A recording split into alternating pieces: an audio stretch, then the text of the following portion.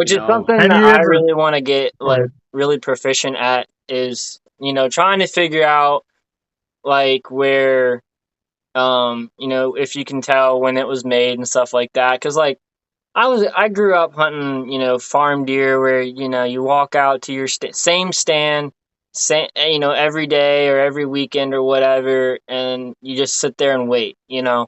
Um, so I'm still whole new to the whole, deer sign and looking at rubs and telling them when they were made and stuff like that. So that's one thing like the last 2 years I've tried to hit it and get proficient at and become more woodsman like, I guess would be the right word. So Well, here's the deal: sitting and waiting works really good when you have everything that they need right in front of you, right. right? Mm-hmm. Like you got food, water, and does. Those are the three big things. You got food, water, and does right in front of you. You wait long enough, and you got enough big bucks in the area or one in the area. And if you got that, that's why those certain types of tactics for hunting work really good on private land. And I'm not saying all private land, but private land where a hunter is Right. controlling those variables. Yeah. And well, then Mm-hmm. sitting and waiting works really good. And you know what? A lot of times those managed type parcels like that, they have a lot of deer.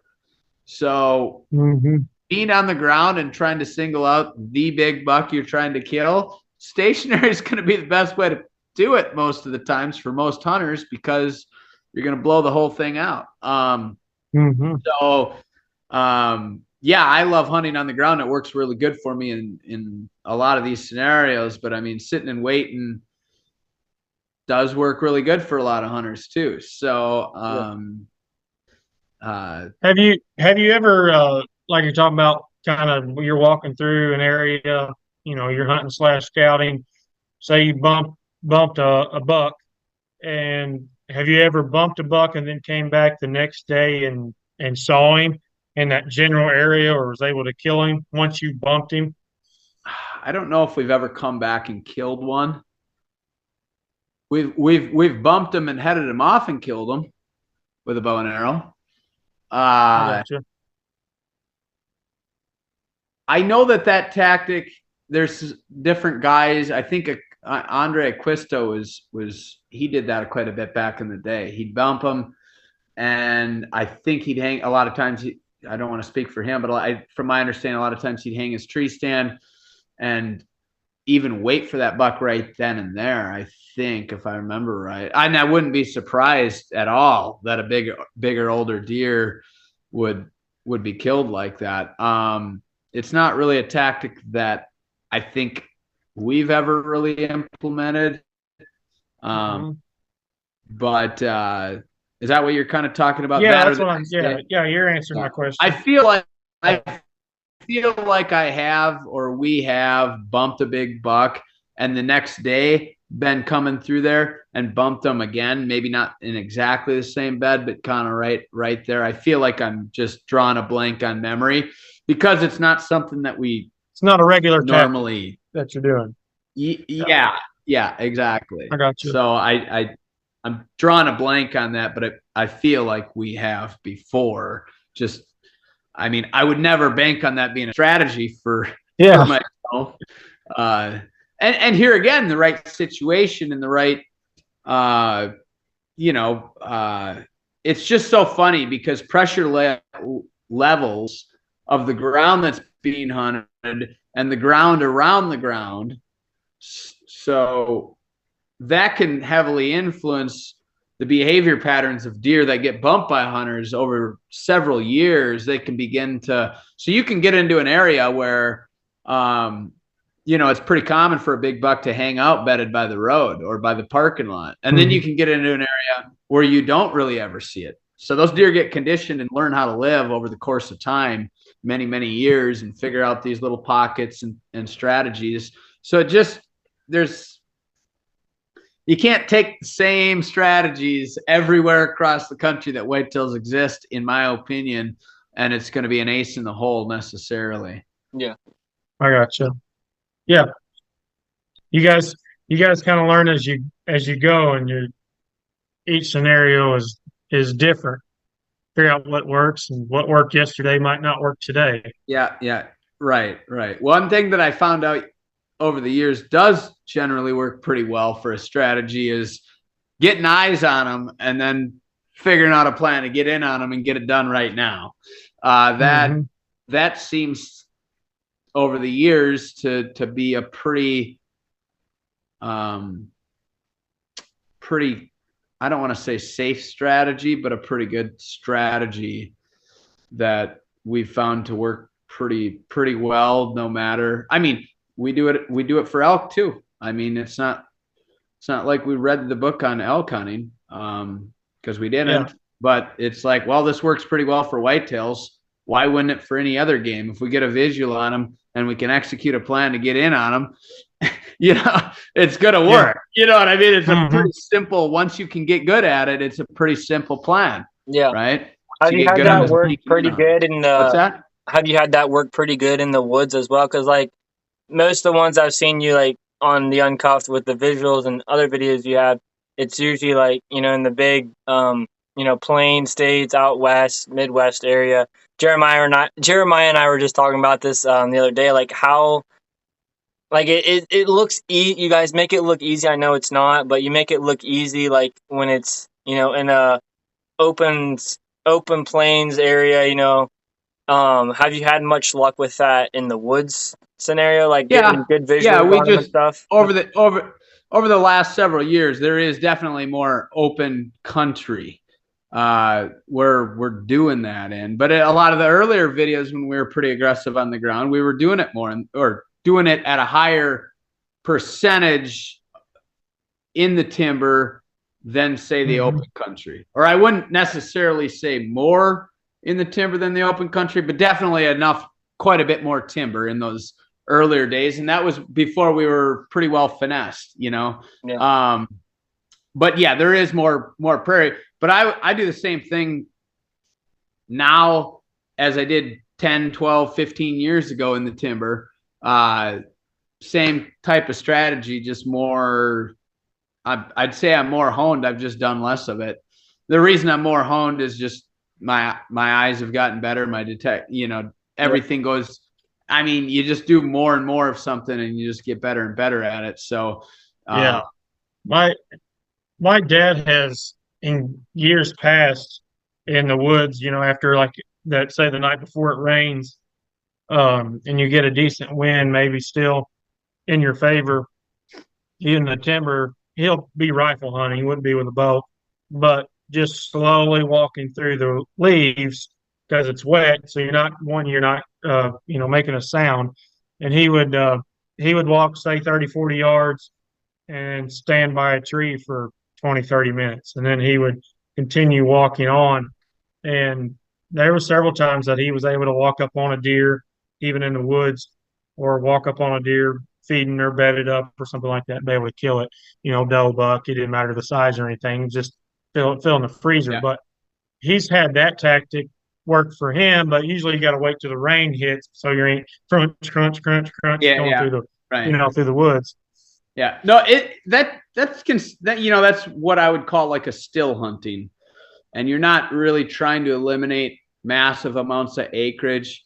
You're kind of just going in there, and either you don't really care about covering a bunch of ground, and you're just kind of enjoying your evening and just going at a slow pace. You're not trying to necessarily kill one that day, but it's a good strategy if you get into deer. I mean, as soon as I get into deer, the same kind of strategy is going to apply in the timber, where it's like you're moving at a pretty slow pace. And I think that was one of the hunts in the early days that really lit people up. Was a buck I shot in the timber back in '08 that took us 5 hours to stalk in through the timber and weave our way through, and we captured that on video. And that was a big thing back then. You just did not see spot and stalk whitetail hunts, not much in the prairie either. There wasn't a lot out there. Not that guys weren't doing it, you just didn't Just see wasn't it on. getting Yeah. filmed and on video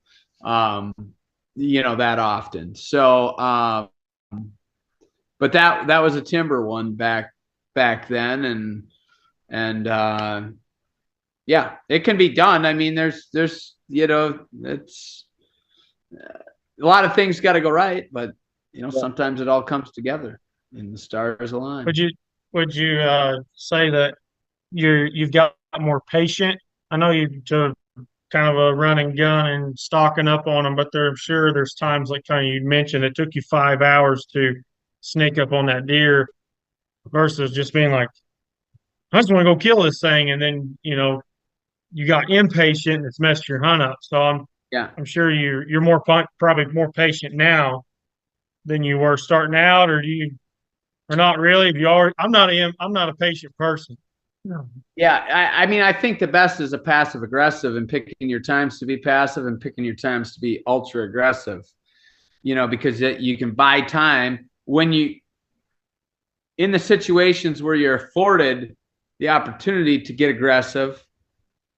You can make up time that you can then reserve for when you need to be passive, if that kind of makes sense. Yeah, no, that Without makes going sense. down a whole discussion about it, um, or too deep of a discussion about it, I think passive aggressive, having a balance or crafting yourself into having that balance. Knowing Uh, when to go and knowing when to yeah, I stay. mean, Chansey is a prime example of somebody who's got a pretty damn good handle on passive aggressive, and he'll be ultra aggressive when he needs to be and cover ground and do what he needs to do, and then he will be at a snail's pace passive, and he doesn't by nature he doesn't want to be passive, but he knows he's just done it long Hmm. enough that he knows that's the right play or the right pace or whatever in that particular instance. So Yeah. Gotcha. I have a couple questions about kind of changing the subject a little bit, but talking about I'm gonna make a different arrow setup this year. I yep. I switched from a whisker biscuit to a drop away this year. Just trying to get a little more speed out of the bow. So I'm looking at redoing my arrows Uh-huh. a little bit. So I was gonna. I know you're a big arrow guy, and I know you guys usually use grizzly stick, right? Yep. Okay. So Yep. I'm not that good of an archer yet to where I want to spend that type of money to lose arrows. So but I'm looking at doing at least a single or a double bevel this year. Um, Yep. so which one would you recommend? Um, my bow right now, the poundage is around 60 to 65. I'm shooting Yep. 300 spine arrows. Which broadhead would you like recommend um, in that scenario? You're just talking for whitetail. Yes, sir. I'd shoot a double bevel silver flame XL. Okay. That's what I'd shoot. And if you were only going to be shooting 30 yards, I'd do a double XL because that's 1.8 inch cut. Okay. XL is 1.5 inch cut. Gotcha.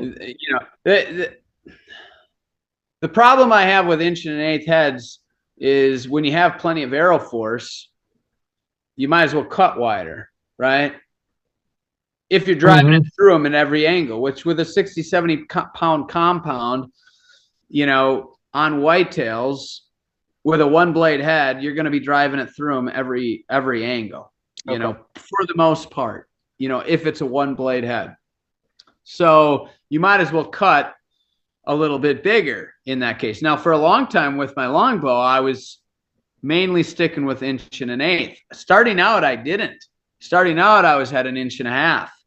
And the reason I was at an inch and a half, so that was back in 2012, is because I ran inch and an eighth 20 years ago and I killed a lot of deer with them. And then I didn't twice in a row when I should have.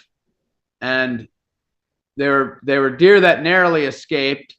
One lived and one I knew it was dead. He lived longer than I should have. I spent a half a day. He shouldn't have made it. And so I went on an exploration run for about 5 years. And back then I couldn't find anybody making a bigger cut one blade head. So I kind of tampered around, or, not tampered around. I went on an exploratory mission, exploring several different heads. And in 2012, when I took up a longbow, I knew my best is going to be a one blade head. That's a bigger head, and so I went right to 1.5 inch cut. Now I kind of took a step back because in 2015, when I broke the big typicals, right, I hit him right kind of in the knee, and I broke that, and I was shooting an 1.5 inch head, but I really didn't feel like if I hit the main bone, I would have went through, which is very difficult to do even with a compound unless you're shooting the right head. Yeah. I mean, I know guys with 600 grain, one of my lifelong buddies with 596 grain arrow and an inch broadhead, inch good quality, one of the good quality heads out there, inch cut with bleeders, didn't make it through a 2-year-old shoulder bone, stopped on the bleeders, so, broadheads get into, it's such a difficult for a lot of people. They want a one size fits all it, and you really can't. Not if you want optimal performance, because you've got, what species are you hunting? What's your shot angles? What's your bow type? How much arrow force are you getting out of the bow? Is it a compound, recurve, longbow? What's your draw length? What's your poundage? What arrow weight are you shooting? What species? What shot angles? What might you be shooting through? There's so many variables that it's like, well, how can you one size fits all it? And then, the extremes are single bevel 1.1 is one extreme. Yeah. And the other extreme is 2 inch, maybe even greater, expandable. And these guys over here go trying to kill 5-year-olds and hit them in the shoulder, and they've shot 20 does and their arrow blows right through them with 400 grains or whatever, and then they hit them in a main shoulder bone, and they don't get no penetration because they smoked the main shoulder, and then they're like, well, maybe I got to rethink things. Maybe that didn't work so well for me. I mean, obviously on a deer, you're hitting them in the in here, that's probably going to work fine. But then they go over here, and then maybe they hit a deer way back in the guts, and then they struggle to find it. They probably find it if they're very much of a tracker, but it's a harder blood trail to follow and things like that. And so that's where an 1.5 inch one blade head kind of just is a good happy medium between the two hard spectrums. And when you're shooting 60, 70 pound compounds, I think that's a good place to live. Now, if you're only shooting 30, 35 yards, I'd step up even to a bigger cut. We get faced with 1/4 shots a lot, and we love 1/4 shots, but you better have a damn arrow that you're not going to have any panic or worry about shooting through the main shoulder blade. And I'm not talking about scapula. Like scapula, when people talk, oh, I shot through the scapula, I'm like, with my 70-pound compound, well, I'm proud of you. Wow. I'm just like, I'm supposed to be like, that's not impressive. I mean, it's not impressive to do that. I mean, that's something that you should be able to do with a longbow. I mean, I can't even wrap my head around that. What I'm talking about is that the main bone, that's what I'm talking about, and driving that home. And so, here again, there's so many variables, and that's why you can't really one size fits all it. But it's like, okay, you just kind of told me 60, 65 pounds. I'm shooting whitetails. You're shooting a 300 spine shaft.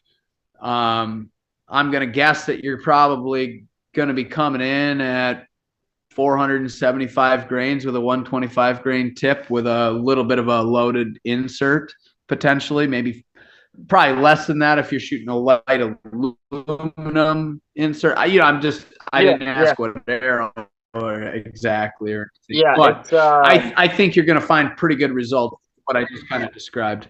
Yeah, it's the I cannot think. I'll think of it later. But um, no, I was looking between. I was trying to decide between a double bevel or a single bevel. I It actually does. It's not gonna make much of a difference okay. on your arrow setup as far as your. When I say your arrow setup, because you're shooting a 60 to 65 pound compound for whitetails, it's not going to make much of a difference. I would not give up an 1.5 inch cut double bevel for an 1 1/8 inch single bevel Okay. with, in your particular case, Yeah. if that kind of makes sense. Yeah. Oh, the arrow was gold tip. Mhm. That's the arrow I shoot. Is gold tip. Yeah. Yeah. Yep. Now, if you were coming to me and saying, hey, I shoot 50-pound recurve at, say, 28, 29, 30-inch draw, yeah, I'm pretty partial to single bevels at 1 1/8 inch kind of running in that Yeah. spectrum. But you would say go more with I'm the gonna ask, double. I would ask a few more questions, but Yeah. I'm gonna, kind of, that's, but when you're shooting a 60 to 65 pound compound, I'd go for something a little bit bigger cut width, but Yeah. Yeah. Because the single bevel I was looking at, it had the weight of the grains from 100 to 175, but the double was 100 grain and it had a 1/2 inch bleeder with it too. Is the one I was looking at. So gotcha. Yeah, and I personally, I'm not really a fan of bleeders for a number of different reasons. If one, when Rage came out 20 years ago, okay, you could get some phenomenal results with those heads as long as you didn't hit bone. yeah. And Mhm. with the two blade, Yep. Mhm. they had some issues with the original 3 blade. They had a lot of problems or a lot of complaints from guys with those. But what they realized is that opens that big 2 inch cut, that opens a big wound channel. Mhm. So we already know that a single blade penetrates the best.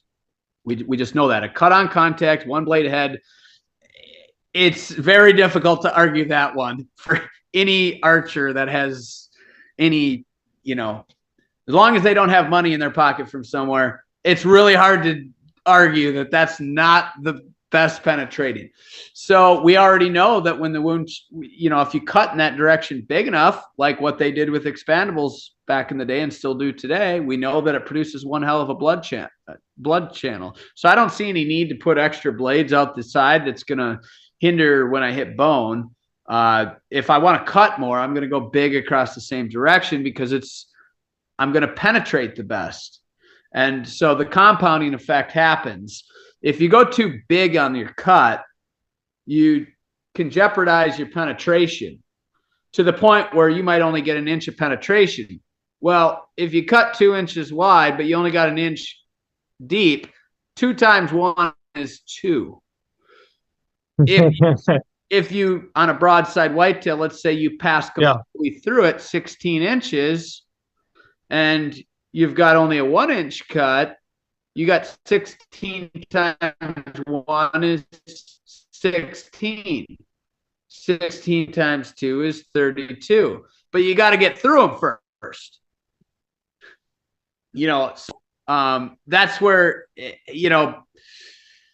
we're talking about arrowsmithing and building the right arrow thing for each archer's specific needs, but it really doesn't matter what species you're hunting. In my opinion, you first penetrate fully, then you maximize your width across that. You're not, how do I say this? What actually kills the animal? Penetration first. You can cut as wide as you want, but if you don't penetrate, you're not killing them. Mm-hmm. Right? Right. You're just, so you penetrate fully, then you cut the most you can along the way. But if you get this becomes a priority over the penetration, you kill your compounding effect that happens by how much damage you can create. So, and accuracy to me is kind of a null topic. You know, they had a lot more issues with that 20 years ago before they really knew what they were doing with a lot of different things. And now it's no problem to get an inch and a half. At least I haven't seen it. Getting an inch and a half one blade head to fly out of, you know, out to 70, 80 yards pretty damn accurately is pretty easy to do. Yeah. If a person just follows a handful of steps. And, you know, you might give up you know, especially the more accurate of a shooter are, you'll notice your group's maybe not quite as tight, but once you wrap your head around the rate of a whitetail, you know, a person will come to realize they can't really control that much of an accuracy. Can get very large on a whitetail at 30, 35 yards because that whitetail might drop 1 inch or he might drop 14 inches. Yeah. So whether you can hit an inch group at 30 or this at 30 becomes kind of it all just mixes together because of the reaction rate of the animal. I've shot over more deer than I've shot under the deer. That's for sure. I can only remember one time I shot, it was open day of bow season. I shot at a doe. I should have hit her. It was 20 yard chip shot. And I watched the fletching graze her belly. But that's about the only time I've actually shot under the deer because they drop so much. And it's a variable that is very difficult to control or to accurately predict. Yeah, for sure. Well, we've reached about the accuracy variable is, and that's the other thing that it's like. Well, I can control the penetration and I can control the width. You know, by increasing arrow force, I can go wider. You know, across that spectrum. So that's what I have found works really well, and the rest of the guys in my crew haven't really seen otherwise either. So. I don't know. It works really good for us. And the other thing with hunting deer on the ground, nobody wants, I don't want to worry about what the hell I'm going to hit on the animal. Like, stop. Oh, I better sneak it tight. No, you don't. I ain't got time to worry about whether my arrow is going to get through there or not. You know, it's just, you know. You just got to learn to aim. Something you don't want. We have all this incredible equipment right at our fingertips today. Why do I want to go into the battle with and be in there with a mature buck and then be second guessing the equipment I have just to go from at 40 yards having a group that with field points can do this, but now with a fixed blade 1.5 inches, it's that. Like, it doesn't, the math don't equate. Like, I'm not giving up. Absolutely not. Like, I'm not going to second guess, you know, whether my broadhead's going to crumble and fall apart. And that's the other thing, you know, as soon as that starts happening, the blades start shearing and then bending, and you get a lot more drag, and they're not cutting worth of shit anymore. You know, I mean, I don't know how many times I've seen this 4-inch slice, and it's like, yeah, the whole arrow hit a bone and turned sideways and sliced it. And yeah, sure, the animal ended up getting got, but I mean, I seen it a couple of years ago, 82-pound, you know, Hoyt, you know, powerful bow, pretty low grain, lightweight arrow, you know, an expandable one blade. Arrow didn't even make it through a broadside buck, you know, and I'm like, what the heck is that? You know, like, are you kidding me? Like, you know, we got the deer, you know, it did die in 100 yards, but very, I had been used to seeing a lot of arrows just zip right through these deer. So to me, I was like, what? Are you kidding me? Like, you know, it was from one of the better expandables. You know, I see them in the reviews, top 5. It usually makes the deal. So, and a lot of deer have been killed with those heads too. And I know a lot of guys that swear by them, and I've just seen a lot of different things over the years. It took me a long time to really speak too much on my thoughts on it. And what I've seen work pretty well. I just know that for us in these situations on the ground, head on, 1/4 2, broadside, 1/4 away, whatever shot angle, this works really good. I don't have to second guess whether it's going to drive right through there and get it done. Yeah. You know? Mhm. Yep. Well, Jared, thank you so much for coming on. It's been a pleasure having you. I know you're really busy. I bet you're probably working on another video, hopefully. Yeah. Oh, yeah. There's another one. There's another one in the works. But yeah. Awesome. Do you think it'll be out by? Do you think it'll be out by showtime? Don't even ask when. Come on. Well, I don't even want to go down. Don't go down that road of. Yeah, we should have. You know, I don't even want to do it. Especially after the whole thing with the uncuffed and everything. By far, like I've seen a couple other ones. By far, that was the best one I ever watched. Thank you. So I know you spent a lot of time, and I know there's a time where you had to step away from it for a little bit, and but appreciate the time that you put into that, and also the time that you spent talking to us tonight. I know you're doing something else, but thank you so much for coming on. You bet. Thanks for having me on, guys.